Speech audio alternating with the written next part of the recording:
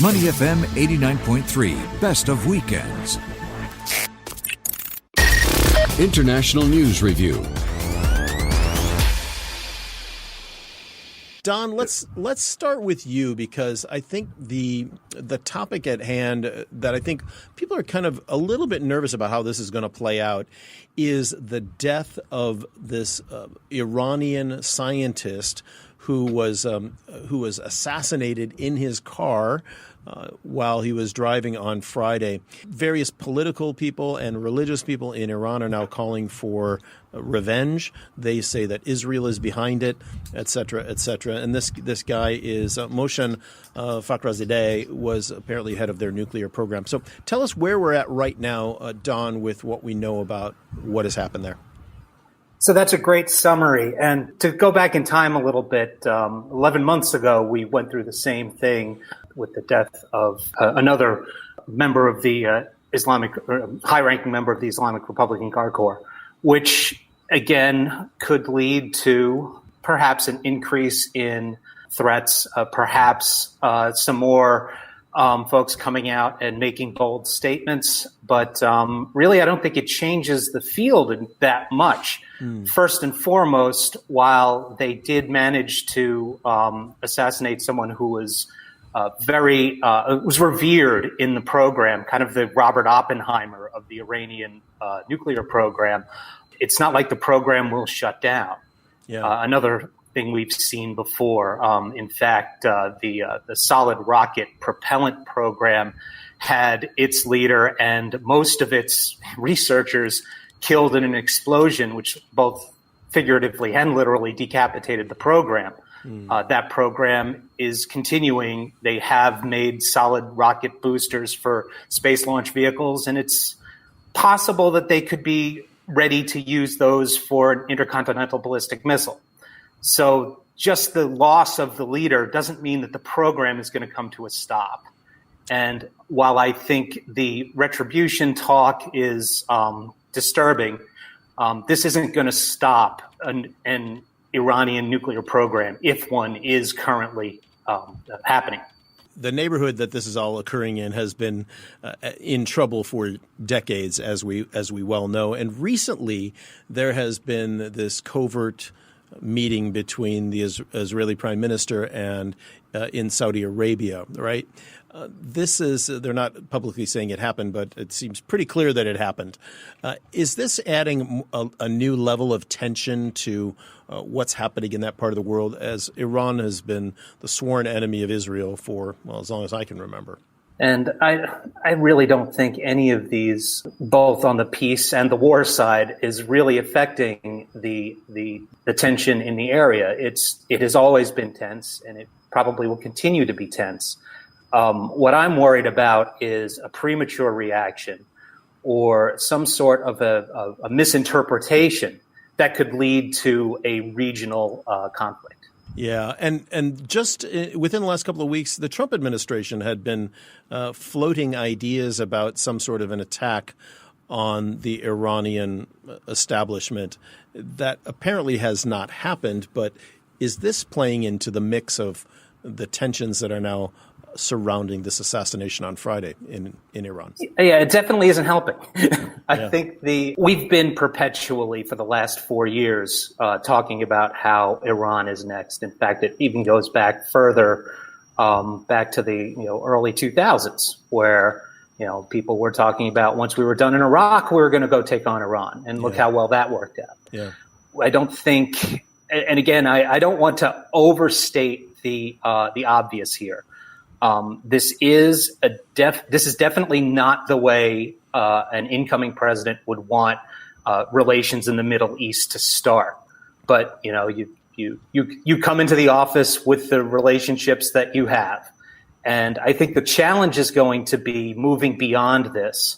And I think the Biden administration is going to have to take a long, hard look at how they can start to regain not just the trust of their partners in the JCPOA that we have abandoned, but also our interlocutors in Iran. There had been talk that the Biden administration would get back into that nuclear treaty that the Obama administration had put in place, but then the Trump administration had pulled out of. Does that look like it will still happen? Could it still happen at this point? I think it could, but I think it's a lot harder now than it was 2 days ago. I think rebuilding the trust and getting to a point where you could even get to a table with the Iranians and the Americans sitting across from one another is going to take a lot of trust building, and it's not going to happen overnight. All right. Don, we're going to leave it there on this particular topic. Security and consultant at Sentinel LLC, retired special agent living in Washington, D.C. for the U.S. Department of Commerce. Thanks so much for being with us today, Don. We appreciate it. Thanks for having me on. You bet.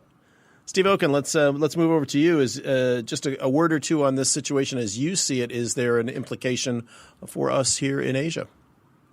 Well, I guess you look at the broader perspective, and first I should say unclear if the U.S. had any involvement whatsoever, if Israel had any involvement whatsoever, if this was from outside of Iran. But that said, I think without knowing that, you look at the broader picture, what's going to happen in the next, just shy of 2 months where Donald Trump is still president and he has his executive authority. What is he going to be doing that could change the framework for the Biden administration? And how will other countries react? Will they react that this is something the United States has done and will continue to do? Or are they going to say, this was Donald Trump, he's gone, Joe Biden, he's going to be president. Now let's forget the past as much as we can and look forward to future relationships in a much different approach, a human rights, value-based foreign policy approach focused on multilateralism. So it's not so much what Donald Trump's going to do for now in the next 2 months or what he has done. It's what are the foreign countries going to take that as a sign of, and how are they going to move forward? In past administrations, there has seemed to be more continuity between administrations on foreign policy, especially when it comes to hotspots around the world. I think, when George W. Bush left office and the Obama administration came in, there was more of a dovetailing, I guess, of the approach, let's say, to what was happening in Afghanistan or elsewhere, even Iran. Is it because there is such a difference probably now between what the Trump administration has done and what a Biden administration would want to do? Is it conceivable that they could just say, hey, hard stop, that was them, this is us, we're moving forward in a different way? Is that realistic in the policy world we live in? Well, we used to have a quaint saying in the United States, that politics stopped at the water's edge, and there wasn't a Republican foreign policy or a Democratic foreign policy. It was an American foreign policy. I had a friend who, used to go to the Shangri-La Dialogue here every year, the defense dialogue, and he said, you could shut your eyes. You wouldn't know if it was a Democratic defense secretary or a Republican defense secretary. The speech would be basically the same along the same thematics. Donald Trump totally changed that. Joe Biden is going to go back to the traditional, much more traditional foreign policy of a multilateral approach. It's not going to be a snapback. Relations with China are not going to be what they were at the end of the Obama administration. It's a very different world, very different approaches, but it is going to go back to that more classic American foreign policy, not a Trump America first foreign policy. And the question is, will other countries accept that, or will they want to see if the U.S. is just going to elect, another Trump 4 years from now and everything goes back again? Yeah. So it is going to be much more dynamic and unstable than it's been in the past, because people won't trust Americans like they used to, regardless of who was in the White House, for a very consistent foreign policy. Well, we've certainly had our share of challenges over the decades with that foreign policy. Look at the approach to Pakistan, for example, is one notable. One administration we're with them, and the next administration we're hanging them out to dry. That certainly there is precedent for people to be concerned about how the next administration is going to respond. Let's leave that for now. We can't solve that one today, unfortunately, although we'd like to. Trump more or less acknowledged this week the transition to the Biden administration. This is not a 100% acknowledgement, but as close as we've gotten to it. Tell us about that. Well, he will never concede, but under the Constitution, he doesn't have to concede. Under the Constitution, his term ends and the next term begins, and the Electoral College will make their selection. And what has happened is that the Republican in the key states that Joe Biden won in the closest margins, Arizona, Georgia, Pennsylvania, Michigan, they all said, we respect our voters and we are going to certify that Joe Biden won our state and he gets our electoral votes, regardless of the outside pressure we're getting from Donald Trump, regardless of the outside pressure we're getting from, the Republican Senator Lindsey Graham. We're going to do what's right by our state. And there's nothing Donald Trump can do. He's not a despot. He's not the king. So he's gone. So he's just accepting reality. And a fair number of Republicans involved in making those decisions at the state level, I might add, right? Well, exactly. And that's what happened. The Republicans at the state level did their jobs and respected the process. You didn't see a lot of Republicans in the Senate doing that. You had a couple outliers like Mitt Romney and Lisa Murkowski and Pat Toomey from Pennsylvania, but not many. But it was the Republicans in the states that made this inevitable. Donald Trump is just bowing to the inevitable. He's not going to be gracious. He's not going to formally concede.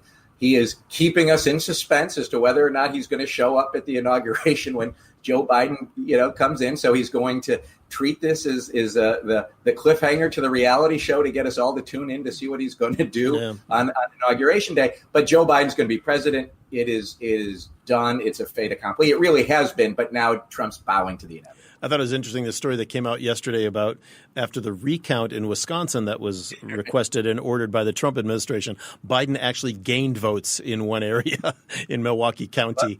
I actually said there's one donor who gave $2.5 million to the Trump recount effort, and he's sued to get his money back. He said, "You haven't found any fraud. You didn't even go look for it. You're giving my money back." And cost him $3 million, I think, to do that recount, didn't it? In Wisconsin. Yeah, and then this 2.5 went to a legal entity. Gotcha.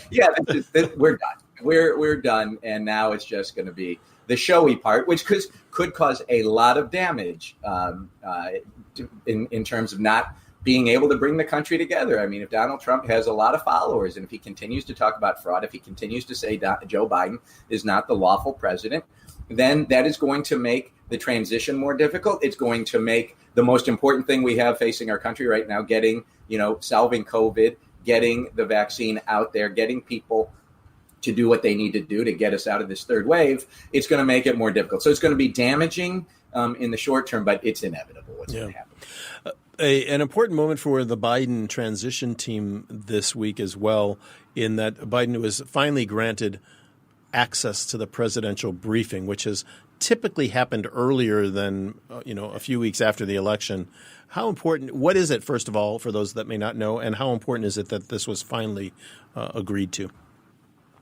Well, there's two things that the transition does, right? One is on the personnel side, and one is on the process side. And so that's they get access to the federal government to know what's happening so they can hit the ground running the minute that Joe Biden is sworn in as president, and he can have members of his cabinet there. Obviously, one of the most important things the president has is to protect our national security. And so getting the daily intelligence briefing from, that's brought together from the CIA and the NSA and the other, and FBI and others who gather intelligence, so that Joe Biden knows all the danger spots in the world, knows what people are potentially plotting against the United States, so that he's ready on day one. He wasn't getting access to that briefing because the Trump administration had refused to issue an ascertainment that Biden had won. That finally came 17 days after it should have. So I think now, given that he'll have a couple months of an intelligence briefing, he will be up to speed on that front. Yeah.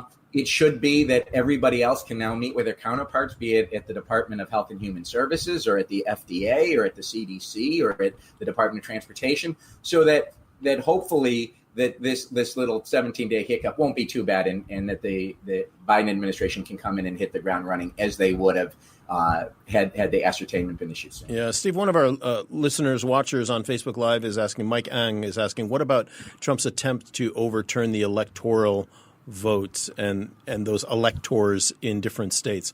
Where are we at with that? Any news?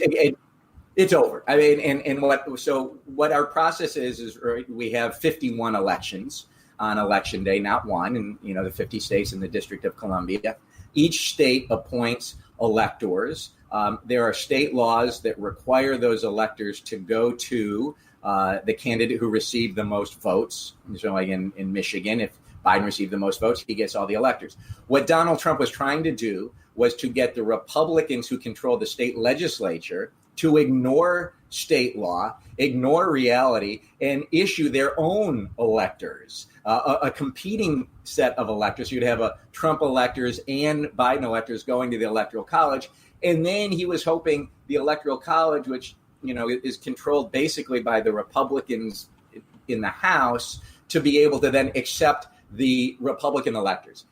It would have violated state law. It arguably would have violated federal law. It would have violated the Constitution. Donald Trump tried. No Republican state official was willing to go along with him. So the chances of that happening should have been zero and are now absolutely zero. Yeah. Okay. Thanks, Steve, for that. And finally, we've gotten more updates in this past week on who will have key posts in the Biden administration. Who has popped up on the radar, and what does this mean for his team going forth and governing after January? Well, the interesting thing is, remember, he doesn't get to pick. He gets to name his cabinet, but the Senate has to confirm his cabinet. And this is the first time since 1989 that the Senate is controlled by the party opposite the incoming president. So you have the Republicans controlling the Senate right now, and we'll talk about Georgia in a second. And so just because Joe Biden picks, Tony Blinken to be the Secretary of State, the Senate doesn't have to confirm him. Just because he picks, Rivlin to be the Secretary of the Treasury doesn't mean, Yellen to be the Secretary of the Treasury doesn't mean that the Senate has to confirm. So right now, Joe Biden is picking his nominees. They then have to go to the Senate. The Senate has said, if we're controlled by Republicans, we want these picks to be mainstream. They've said, some senators have said, if you pick Bernie Sanders to be Secretary of Labor, we're going to turn him down. There's only been like one senator in history or former senator who's been turned down by his former colleagues for a cabinet post. So we don't know what's going to happen until January 5th, right? And that's where the two Georgia Senate races are up. If those go to the Democrats then control the Senate. And then Biden can pick whoever he wants, knowing they're going to get confirmed. If the Republicans won or both of those seats, then they have a check and they have to confirm. And so right now, the picks are pretty mainstream. And so they're going to make some people happy. But then you're going to have the left wing of the Democratic Party saying, hey, we need more progressives in here. So you've got to be thinking, who can get confirmed? Who do I want? Who's capable? How am I going to make sure that my party is happy and not just the Republican Party is happy? So you're seeing some solid, obviously all the picks are solid right now. I think all those picks will be solid, but the question will be, how are you going to balance all of this?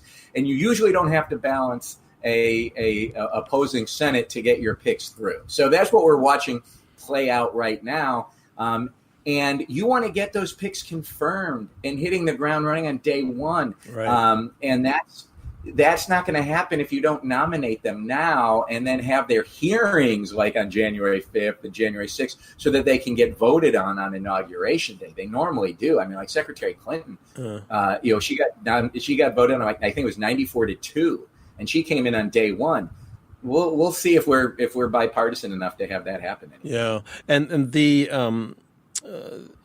when he was talking about those different picks, he also mentioned, or he alluded to the fact that he probably would not pick Bernie Sanders or Elizabeth Warren for a cabinet post, rationalizing that he needs them in the Senate to drive the Democratic agenda there. Does that sound realistic, or was he just thinking they're just too far left for his administration? Well, it's realistic in certainly in Elizabeth Warren's case, because if Elizabeth Warren were to come to the cabinet, a Republican governor would replace her with a Republican senator. Right. And so if it's 50-50, it would flip the Senate. So there's no way you're going to take a chance of losing majority status in the Senate by putting in a Republican, by putting in a Democrat in a state where a Republican is the governor. So there's that. I think that is just real straight politics 101. Don't cost yourself a Senate seat. And even in like Bernie Sanders' case, if you lost that seat and he caucuses with the Democrats, if that went to a Republican, right now, if it's 52-48, maybe you can get, Romney and Murkowski and Collins to come your way on more moderate approaches. And so costing yourself another seat could cost yourself legislation. So it really would be challenging to bring in a senator from a seat you don't believe is going to be totally with you the whole way, no matter if they come in. Would that be the same with Bernie Sanders? Remember, Sanders is an independent. Vermont you'd probably be okay for 2 years, but you might lose it in 2022 when he came up, and you may not want to take that chance. So less chance with Sanders. I think Warren, politically, you don't bring in a Democrat who can be replaced by a Republican. It just doesn't make sense. All right, so much going on. What are we expecting to see in these next, let's say, week or two happen on the political front in the U.S.? What's in play? Well, you'll certainly see you'll see more cabinet picks coming forward from the Biden administration. You're going to see he's going to lay out his response on COVID, because look, his administration is going to be judged almost entirely on does the United States get the rollout of the vaccine right? And does it convince Americans to take the vaccine? Because if you roll out the vaccine, but not enough people take it, it doesn't matter. And can you somehow, dial down the temperature on the heat, on the partisanship? So that's, I think, what he'll be focusing on really almost for the next 2 months till he gets that Senate. The Georgia Senate race is going to really start to, now that we're past Thanksgiving, because the whole Senate is going to hinge on those two seats. Yeah. And you're going to see so much politics there now. So if you didn't get enough of your fix with Trump Biden, you got your dessert coming. I think it's safe to say we all had our fix enough already, but it doesn't matter, I guess. When is that election expected? It's January 5th. So the 5th. It's January 5th. The 5th, and just it's really interesting because typically in the South, they have these runoffs after the holidays because people don't care so much anymore. And you only get the true believers to come out, and the true believers down South tended to be more Republican. So this was a systemic way of favoring Republicans, but that's out the window this time. I mean, there's just, everybody's going to come out to vote again. And so can the Democrats come out? Can the Republicans bring their voters out? Is Trump going to campaign or not campaign? He's supposed to be in Georgia this coming Saturday. So we got another rally to look forward to or not look forward to, depending on your politics. So it's going to be a wild 5 weeks heading into that Georgia race. Just when you thought you might have a break at the end of the year, right? Right. All right, Steve. Thanks so much. Steve Okun, Senior Advisor, Mclarty Associates, for breaking it down with us once again here on our International News Review. Thanks, GVZ.